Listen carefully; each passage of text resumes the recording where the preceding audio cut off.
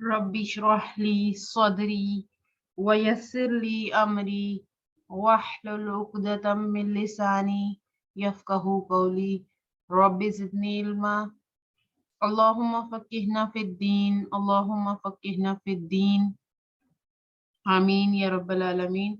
अस्सलामु अलैकुम व रहमतुल्लाहि व बरकातुहू। जी प्यारी बहनों, कैसी हैं आप? बहुत माज़रत के साथ कि काफ़ी अरसे के बाद हम इस सिलसिले से दोबारा जुड़ रहे हैं। तिलावत कुरान, कुरान को दुरुस्त तरीके से पढ़ना सीखिए। पहले हम इसकी थ्योरी के बारे में पढ़ते चले जाएंगे, फिर इंशाल्लाह एप्लीकेशन की तरफ आएंगे। औज़ु बिल्लाहि मिनश शैतानिर रजीम बिस्मिल्लाहिर रहमानिर रहीम। हमने तजवीद के मसाइल और कवायद, उसकी अहमियत कुरान और अहादीस की रोशनी में देख ली थी। अब मज़ीद जानते हैं कि तजवीद के फ़वाइद और समरात क्या हैं। तजवीद का सबसे बड़ा फ़ायदा तो ये है कि इस इल्म से तिलावत कुरान के दौरान जो ज़ुबान से गलतियाँ होती हैं, उससे इंसान महफूज रहता है। यही इसका सबसे बड़ा फ़ायदा है। उसके बाद हम चलते हैं तजवीद की फजीलत की तरफ। फजीलत में जानते हैं कि हदीस में हमें इसकी फजीलत किस तरह से मिलती है कि ये अफजल और अशरफ तरीन अलूम में से एक इल्म है, क्योंकि इसका ताल्लुक अल्लाह ताला के कलाम से है। तो तजवीद की फजीलत यही है कि अल्लाह ताला के कलाम से ताल्लुक रखता है और इसको सीखने के लिए हमें अल्लाह ताला के कलाम से गुजरना होता है और उसको सीखना होता है। तो ये बेहतरीन अलूम में से एक इल्म है, क्योंकि बेहतरीन अलूम में आप देख लें कि कुरान को जानना, समझना, उसकी ग्रामर को देखना, ये सब के सब अफजल तरीन अलूम में से हैं। हदीस को पढ़ना, फिर उसके मुतालिक दीगर अलूम, और बहुत गहराई है दीनी अलूम के अंदर भी। तो उन सब चीज़ों को पढ़ना यकीनन अफजल इल्म है। लेकिन इन सब अफजल तरीन अलूम में से भी सबसे बड़ा इल्म तजवीद का है, क्योंकि सबसे पहले आपको कुरान को पढ़ना आना चाहिए। तजवीद की अहमियत के बारे में जानते हैं कि सैयदना अब्दुल्लाह बिन मसूद रज़ी अल्लाहु अन्हु बयान करते हैं कि रसूलुल्लाह सल्लल्लाहु अलैहि वसल्लम ने फरमाया, इन्नल्लाह यअमुरुकुम अन यक़राउ इन्नल्लाह यअमुरुकुम अन यक़रा कुल्लु रजुलिम मिनकुम कमा उल्लिम। अल्लाह ताला तुम्हें हुक्म देता है कि तुम में से हर एक इससे यानी कुरान मजीद को ऐसे पढ़े जैसे इसे पढ़ाया गया है। तो इसकी अहमियत इसलिए भी वाज़ेह हो जाती है कि नबी सल्लल्लाहु अलैहि वसल्लम का ये फरमान के इसको बिल्कुल वैसे ही पढ़ा जाए जैसे इसे पढ़ाया गया है, या जैसे नबी सल्लल्लाहु अलैहि वसल्लम ने पढ़ा और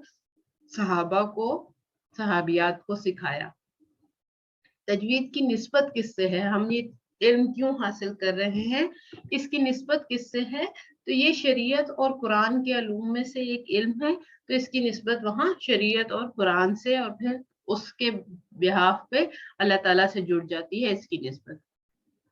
फिर नबी सल्लल्लाहु अलैहि वसल्लम से इसकी निस्बत है कि इसको जिस नबी पे उतारा गया उस कलाम को हमने समझना है, तो नबी सल्लल्लाहु अलैहि वसल्लम से मोहब्बत और उनकी अकीदत और उनकी सुन्नत पर अमल करना भी ये होगा कि हम कुरान को उसी तरह से पढ़ें जैसे उन्होंने पढ़ाया है। तजवीद का माखज़ क्या है, बुनियाद क्या होगी? वो ये है कि रसूलुल्लाह सल्लल्लाहु अलैहि वसल्लम से तवातर के साथ मनकूल तिलावत, वो तिलावत जो नबी सल्लल्लाहु अलैहि वसल्लम से सहाबा ने सीखा, फिर उनसे उन्हें क्या कहते हैं सहाबा, और फिर ताबी यानी कि तबा ताबईन, और फिर आगे जिन भी जिन भी सिलसिलों से होता हुआ हमारे पास आया है। तो असल में उसका माखज़ रसूलुल्लाह सल्लल्लाहु अलैहि वसल्लम है, और वहाँ से चलती जब तिलावत हमारे पास पहुँची है, तो उसको तजवीद कहा जाता है, या उसका असल वो है नबी सल्लल्लाहु अलैहि वसल्लम ने जैसे सिखाया। تو علم تجوید کے بانی اور موجد کون ہے؟ تو یقیناً علم تجوید کے بانی عملی طور پر اس کی بنیاد رکھنے والے رسول اللہ صلی اللہ علیہ وآلہ وسلم ہیں، کیونکہ قرآن اللہ تعالیٰ کی طرف سے بہترین تجوید کے ساتھ حضرت جبرائیل علیہ السلام کے ذریعے رسول اللہ صلی اللہ علیہ وآلہ وسلم پر نازل ہوا۔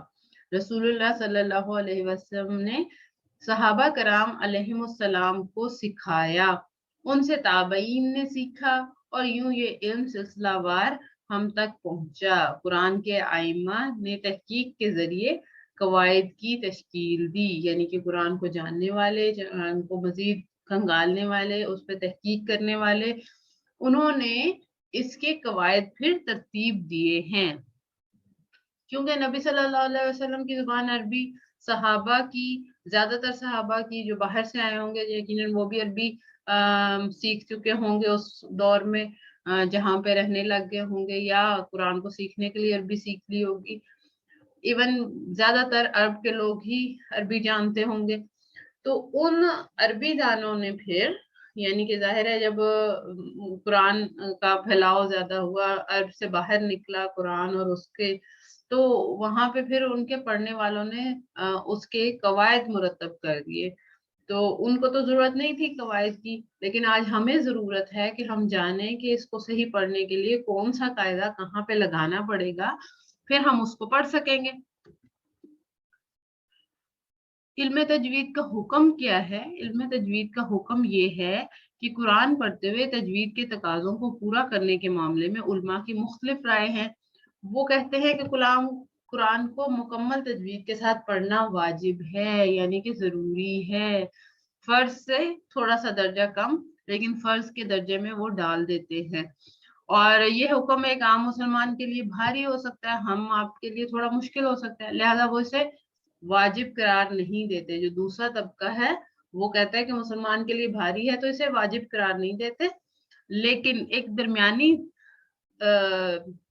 رستہ بھی اختیار کیے ہوئے ہیں۔ تیسرے فریق نے درمیانی رائے اختیار کیا، اور ان کا کہنا یہ ہے کہ ہمیں تجوید کے ان تمام قواعد پر ضرور توجہ دینی چاہیے جو عبارت یا مضمون کو اس کی صحیح جگہ پر رکھیں، اور کسی طرح بھی حرف یعنی اس کے مخارج، حرکات یا معنی میں تبدیلی نہ ہو، پیدا ہونے سے بچائیں اس کو۔ حروف کی کچھ صفات دینا بھی ضروری ہے جو ایک دوسرے سے ممتاز کرتے ہیں، جیسے حرف صاد کو سین سے مختلف لگے، وہ پھر ہی آپ اس کو وہ کر سکیں گے، الگ الگ ڈیفائن کر سکیں گے، پھر ہی آپ کا مقصد واضح ہوگا اور پھر ہی معنی میں تبدیلی نہیں آئے گی۔ تو یہ ہے کہ ہمیں کچھ نہ کچھ، کسی نہ کسی طور ہمیں اس علم تجوید کا پتہ ہونا چاہیے، کیونکہ اگر ہم اس کو توجہ نہیں دیں گے تو مضمون میں حروف صحیح ادا نہیں ہوں گے اور معنی میں تبدیلی پیدا ہونے کا خدشہ ہوگا۔ تو یہ ساری چیزیں ذہن میں رکھنی چاہیے ہیں۔ تو اس وجہ سے ہم تجوید کو پڑھنا چاہتے ہیں، یا اس کا یہ حکم مانتے ہیں کہ تجوید کو اسی طرح سے کرنا چاہیے۔ اب ہم تلاوت قرآن کے آداب کی طرف آتے ہیں۔ یہ دو قسم کے آداب ہوں گے، ظاہری آداب اور باطنی آداب۔ ظاہری آداب میں ہم دیکھ لیں گے، جیسا کہ آپ جانتے ہیں کہ ظاہر کو کہتے ہیں، ہم دیکھنے میں کس طرح سے ہوگا ہمارے آداب میں، کہ ہمارے کپڑے، بدن اور جگہ پاک ہو، اور مسواک کا استعمال کرنا، قبلہ رخ ہونا، یہ بھی ایک تلاوت کا آداب ہے۔ استعاذہ اور بسملہ سے پڑھنا، یہ بھی ظاہری آداب میں آتا ہے کہ ہمیں سب سے پہلے اعوذ باللہ اور بسم اللہ پڑھنی چاہیے۔ پھر سستی کی حالت میں نہ پڑھنا، جیسے کہ جمائیاں آ رہی ہیں، اگر نیند بہت زیادہ آ رہی ہے تو آپ اس کو اس صورت میں، اور یہ صرف اور صرف اس لیے ہے سستی کی حالت میں نہ پڑھنے کا حکم کہ آپ اس کو سمجھ کے نہیں پڑھ رہے ہیں۔ تو اس کا مطلب ہے کہ اگر آپ کو گرامر نہیں آتی ہے، آپ کو اگر اس کا ترجمہ نہیں آتا ہے، تو اس کا مطلب ہے کہ اگر پھر بھی آپ اگر صرف تلاوت کریں اور آپ کو سمجھ نہیں آ رہا ہے، تو اس سمجھنے یا نہ سمجھنے، اس پڑھنے یا نہ پڑھنے کا کیا فائدہ ہوگا اگر آپ کو وہ چیز سمجھ ہی نہیں آ رہی ہے۔ بالکل ایسے ہی جیسے کسی نے ایک کوٹیشن ڈالی کہ जिस तरह डॉक्टरी की किताबें, ज़ाहिर है डॉक्टरी की इतनी ज़ख़ीम किताबें होती हैं, अगर उन्हें चुनने से, उनको सिर्फ रीडिंग करने से, और उनको यानी कि आपको समझ कुछ नहीं आ रही लेकिन आप रीड करते जा रहे हैं, आप सारी किताबें रीड कर लें, पढ़ते जाएं पढ़ते जाएं पढ़ते जाएं, इवन सिर्फ रीड करने का मतलब ये नहीं है वो किताबें इंग्लिश में हैं। अब एक बंदा है, फर्ज करें आप हैं, आप डॉक्टरी की किताबें सारी ले हैं, उनको पढ़ भी ले, ठीक है, पढ़ उस जुबान में रहे हैं, आपको जुबान आती है, आपने पढ़ ली है किसी से, मसलन इंग्लिश में है सारी किताबें, और आप उसको इंग्लिश में पढ़ रहे हैं, आप पढ़ते जाएं पढ़ते जाएं पढ़ते जाएं, आपको उसकी समझ कुछ नहीं आ रही, आपने सारी किताबें पढ़ ली, क्या आप डॉक्टर बन जाएंगे? नहीं बनेंगे। तो इसका मतलब यही है कि कुरान को हम किस तरह से बगैर समझे, बगैर उसके आप समझे कि हम अच्छे मुसलमान बन जाएंगे या अल्लाह ताला के करीब चले जाएंगे। तो ये बहुत जरूरी है कि हम उसका तर्जुमा समझें, हम उसके मानी जाने, उसकी ग्रामर को सीखें, ये बहुत जरूरी है। तो ज़ाहिरी अदाब में ये चीज़ें भी आती हैं। तिलावत को कता करके लोगों से गुफ्तगू करने से बचना। तिलावत के दौरान तिलावत हमेशा उस वक़्त में करें जहाँ पे आपको कम से कम लोगों से बात करनी पड़े, और अगर बात करनी भी पड़े तो फिर दोबारा अगर शुरू करें तो फिर औज़ बिल्लाह से और बस्मिल्लाह पढ़कर शुरू। औज़ बिल्लाह तो लाज़मी पढ़नी चाहिए, बस्मिल्लाह का डिफरेंट हुक्म है वो हम आगे पढ़ लेंगे इंशाल्लाह कि किस तरह से औज़ बिल्लाह और बिस्मिल्लाह किस वक़्त पढ़नी चाहिए और किस वक़्त आप उसको छोड़ सकते हैं, बिस्मिल्लाह को या औज़ बिल्लाह को। आयत वईद पर रुक कर अल्लाह से पनाह मांगना, दुआ करना कि अल्लाह ताला ये जो वईद बयान की गई है, ये भी तब होगा जब आपको पता होगा कि ये वईद है, यहाँ पे अल्लाह ताला अजाब का जिक्र कर रहे हैं, यहाँ पे अल्लाह ताला सजाओं का जिक्र कर रहे हैं। तो उन जो भी सजाएं आखिरत की या बुरे हालात या बुरे ठिकाने के बारे में या कुछ भी इस तरह का बात आ रही हो या अजाबों का जिक्र आ रहा हो जो दुनिया में कौमों पर आए, तो उन अजाबों से भी पनाह मांगना चाहिए। और अगर आयत रहम पे रुके, आयत रहम आ जाए यानी कि जन्नत का मामला हो या किसी पे अल्लाह ताला की शफकत, फजल और करम का मामला दिखाया जा रहा हो, तो वहां पर रुककर अल्लाह ताला से उसकी रहमत और फजल को तलब करना, ये भी एक ज़ाहिरी अदाब में शामिल है। खुशू और खुजू के साथ कुरान पढ़ना और रोना, ये भी उसकी ज़ाहिरी अदब में है कि आप अगर इतने इन्हिमाक के साथ कुरान पढ़ रहे होंगे तो आपको यकीनन और समझ भी आ रहा होगा, और उसको महसूस भी कर रहे होंगे आप अपने अंदर कुरान को उतरते हुए, जैसे नाजिल हुआ या उतरा तो हमारे दिलों पे उतरे, तो फिर हम उसको खुशू और खुजू के साथ पढ़ेंगे और फिर रोना भी आ सकता है। तिलावत कुरान के बातनी आदाब की तरफ जाते हैं। उसमें सबसे पहले ये है कि अल्फाज की असल का फहम होना। असल क्या है? दिल में कुरान के अल्फाज के मानी को महसूस करना और उनकी अजमत और अल्लाह की फ़याज़ी की दलील है। यानी कि उन अल्फाज के मानी को महसूस करना अल्लाह ताला की अजमत और उसकी फ़याज़ी की दलील है। तो उस पे हमें दिल के अंदर एक कैफियत का उभरना, वो एक बातनी कैफियत है। सुभान अल्लाह कि वो इस कलाम के ज़रिए से अपनी मखलूक से खिताब फरमाता है। आप बिल्कुल ऐसे ही समझें या दिल में ऐसे महसूस करें कि अल्लाह ताला मुझसे कलाम कर रहा है, मुझे ये कह रहा है, तो हम उस चीज़ पर गौर करें। दिल में इस बात का एहसास हो कि ये कलाम किसी इंसान का नहीं है। इस एहसास के साथ कारी को अल्लाह अज़्ज़ वजल की सिफ़ात पर भी गौर करना चाहिए। तमाम गैर ज़रूरी ख़यालात को दिलो-दिमाग से निकाल कर दिल की पूरी वाबस्तगी के साथ कुरान पढ़ना। यानी कि बातनी अदब में वही चीज़ें आ जाएँगी जो आपके दिल से ताल्लुक़ रखती हैं, आपके दिल में वो एहसास होना, और फिर वही बात कि अगर आपको समझ नहीं आ रहा, वही मेरी मिसाल जो डॉक्टरों की किताब वाली है, एक ऐसा बंदा जो कि इंग्लिश नहीं जानता, वो इंग्लिश को पढ़ रहा है, उसको तो उसके दिल में क्या कैफ़ियत पैदा होगी, ठीक है? उसके दिल में कुछ भी नहीं, बस वो पढ़ा जा रहा है, पढ़ा जा रहा है, पढ़े जा रहा है, और उसको क्या समझ आ रही है कि उस डॉक्टरी से उसको क्या फ़ायदा होने लगा है। तो आज अपनी ज़िंदगियों में हम देख लें कि हम इसको पढ़ते तो आ रहे हैं, तिलावत तो हर मुसलमान करता है, लेकिन उसको किस तरह से जज़ब करता है अपने अंदर, अगर वो उसे पढ़ा हुआ नहीं है, अगर वो उसका मानी हो नहीं जानता, तो वो किस तरह से अपने अंदर जज़ब करेगा। हाँ, किसी तौर पे हमें वाक़यात के ज़रिए से कुछ ना कुछ चीज़ें, या जहाँ पे नबियों के नाम आ जाते हैं, तो हमें कुछ अपने बुज़ुर्गों से सुने हुए वाक़यात उससे रिलेट करके हम कुछ ना कुछ जान लेते हैं कि यहाँ पे किसी अज़ाब का ज़िक्र है, यहाँ पे किसी खुशखबरी का ज़िक्र है, जन्नत का ज़िक्र है। लेकिन हम पूरे तौर पे उसको अपने अंदर समो नहीं सकते हैं, अपने बातिन के अंदर शामिल नहीं कर सकते हैं। तो इसके लिए ज़रूरी है कि हम इसको मानी और मफ़हूम के साथ पढ़ें।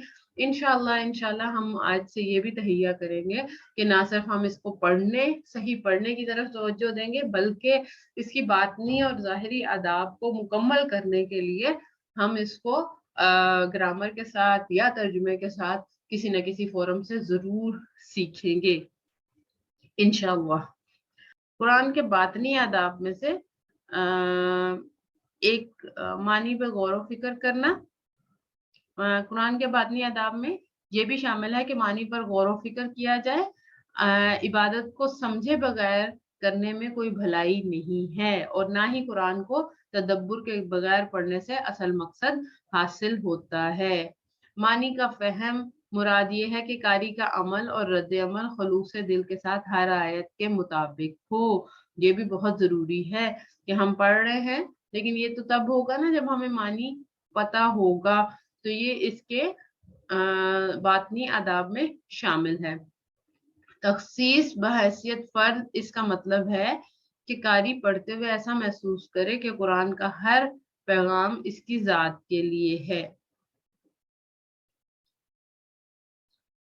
तो अल्लाह ताला से दुआ करते हैं कि अल्लाह ताला ना सिर्फ हमें इसकी ज़ाहिरी आदाब को अपनाने की तौफ़ीक अता फ़रमाए, बल्कि इसके बातिनी आदाब की भी प्रैक्टिस करने की तौफ़ीक अता फ़रमाए, और हम सबको इस सिलसिले को भी आगे बढ़ाने की तौफ़ीक अता फ़रमाए। ख़ुसूसन मैं अपने लिए ये दुआ कर रही हूँ कि अल्लाह ताला हमें ये सिलसिला जारी रखने की तौफ़ीक अता फ़रमाए। अल्लाह से दुआ है कि हम सबको आसानियाँ अता करे और इस कुरान की सही बरक़ात से नवाज़े, और हम सही तौर पर इसके ज़ाहिरी और बातिनी आदाब को पूरा करने वाले हों इंशाअल्लाह ताला। सुब्हानक अल्लाहुम्मा व बिहम्दिका अशहदु अल्ला इलाहा इल्ला अंता अस्तगफिरुका व अतूबु इलैक। अस्सलामु अलैकुम व रहमतुल्लाहि व बरकातुहू।